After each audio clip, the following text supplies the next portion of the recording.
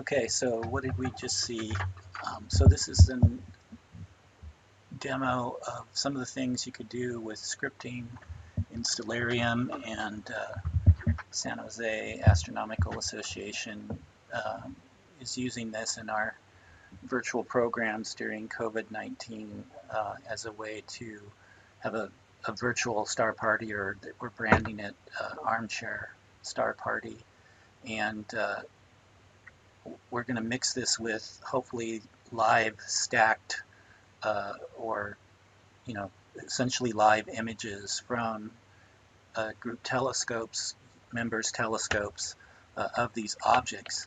But we've chosen these objects because we do have them in Stellarium and we have the slides and everything. So if something, there's a mix-up or some problem in getting the live image, at least we'll have it in Stellarium. But I wanted to just take you through briefly, some of the things that I demoed here in this thing. Let me roll the clock back a little bit here. So first of all, this is a landscape in Stellarium, and it's one of our observing locations.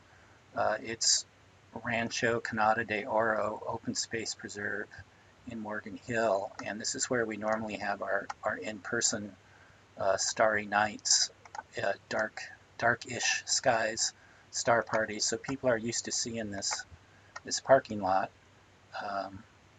And then, so I was showing that we have this landscape there. And then I was showing that, you get oriented on Polaris, and of course, how the whole sky appears to rotate around Polaris, the North Star. So I showed that. So that was all done kind of manually by me, dragging things around. Could have been scripted, but and then the things that I have scripted for each object, we'll go ahead and do one here, and I'll just talk through it. So Stellarium also has, whoops, let's go and drag this window over here, a web interface, which looks like this. And so there's all sorts of things that you can do here to control Stellarium from off screen or from a separate screen to do planetarium type shows. And so one of them is, these actions and scripts. So for instance, M51 was the last one I showed here. So for each of these scripts, what I have it do is, first of all, this image is a PowerPoint slide, but it's saved as just an image file, and then I'm having the Stellarium script show that. And then as long as I have keyboard focus here, and I can press the period key to jump to the next part of the script, and so then we say, well, that was in a certain constellation, so let's get oriented on that constellation, and then from the constellation, let's get oriented on the target, in this case M51. Let's zoom in, and now I have the member images placed in the Stellarium sky. And so here we see the member's name and a URL to his AstroBin image. And I can do like a QR code or something here. It might be an enhancement. Okay, and then we have another slide which shows the image and some information and the picture of the rig that was used to create that.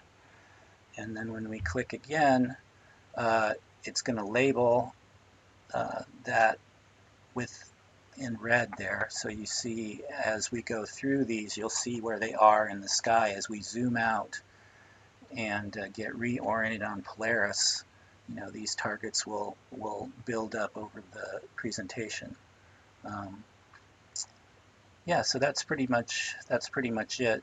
There's a lot of things you can do with Stellarium scripting. It can play audio.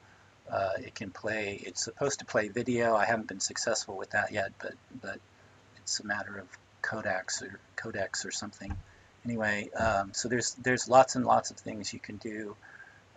Fly out to the surface of Mars and look at the stars from there, and all kinds of crazy stuff. But this is just an example of what I have done with the club's images and getting them into Stellarium, and then using it for public outreach. Okay, so that's what I wanted to show, so thanks. Oh, and let's see, I guess I should credit, the music is by Alex Mason. We heard Fallen Stars and The Inspiration, and those are Creative Commons free music, but you can look for that and enjoy his music if you liked it. Okay, thanks.